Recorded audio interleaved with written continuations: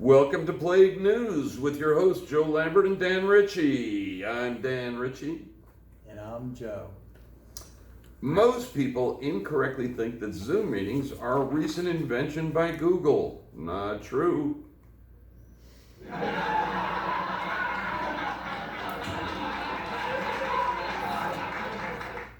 Not true at all. In fact, Zoom meetings were actually perfected by Mike and Carol Brady way back in the 70s. They came in handy for family meetings when the boys were playing baseball in the house, or when Marcia and Greg were fighting over who wanted to move into the coveted attic bedroom. Later, a popular game show picked up on the idea of Zoom meetings.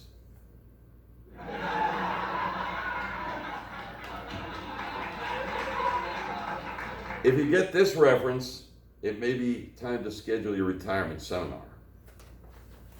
Ooh, I better schedule that soon. We all took many precautions to keep students and our colleagues safe from this plague. We wore masks. We were physically distanced from each other.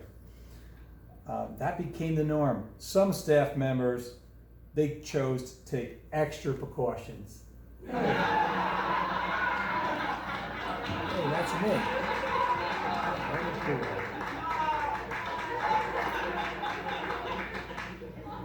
cool. Yet, other staff members chose to take extra precautions.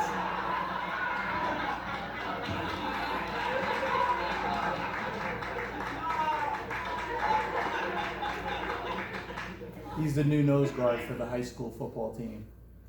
On March 9th, one of our virtual classes experienced what can only be called a miracle of modern education. An assignment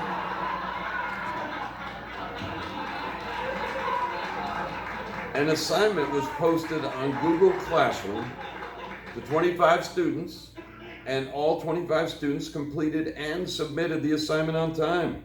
Apparently, and for just a brief moment in time, there were no Wi-Fi issues, no my sister's hogging the internet issues, or no I'm sure I submitted that one, maybe you lost it issues. As one teacher remarked, we'll probably see the return of Halley's Comet before we see this again. You're right, Dan. I think Halley's Comet is scheduled to come around in a couple of years.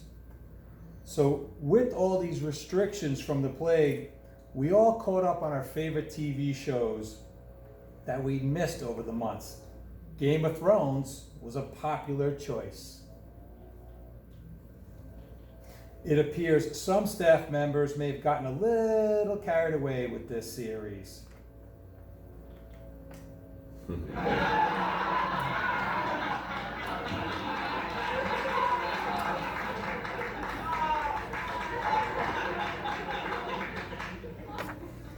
When reached for comment, Principal Lawrence said, as long as the social studies department doesn't lay siege to the math department during the Regents Week, everything will be okay.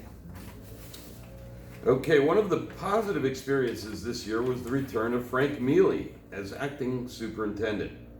His title of acting superintendent was based upon his little-known summer job as an actor throughout his career in education.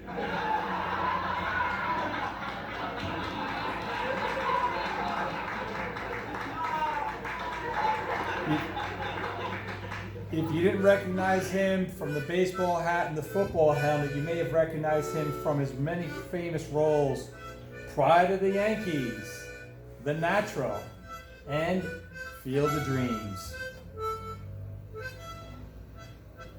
But perhaps his most memorable performance, which he was born for, was playing King Lear himself.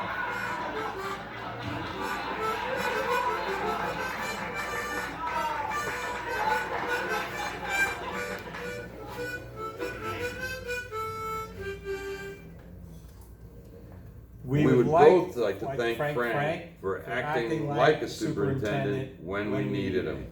Thank you, Frank. Of course, no school year, including this year of the plague, would be complete without Johnny Cash sung by our own Dan Ritchie with his harmonica in the key of G. Hit it, Dan. You got the music. You need the music. There you go. Here comes the music.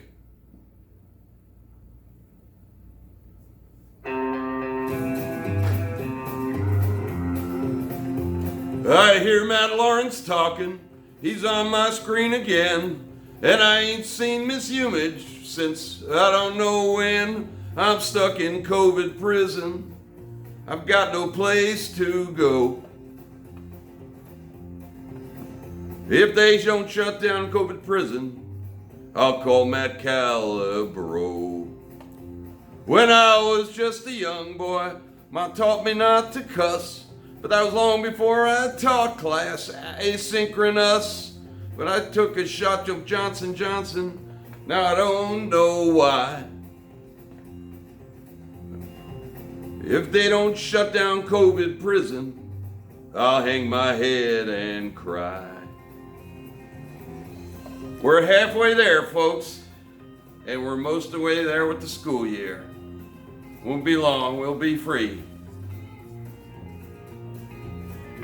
So we thought we'd sing a little song about it. Make these last moments memorable. Thanks to the lyric writing of Tom Donahoe. Even as an old man, I never could foresee a classroom run by Google and teaching virtually. No, I'm staring at 20 icons and think I'm staring back at me. Now I think they're taking notes, but they may be fast asleep. We got one more verse to go, folks, and a couple of days.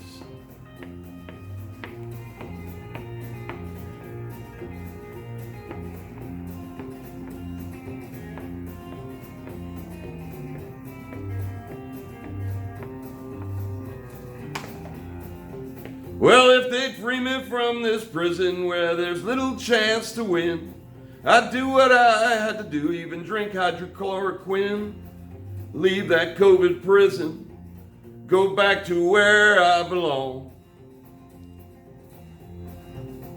And you wouldn't have to hear this timely, desperate song. Good night, friends.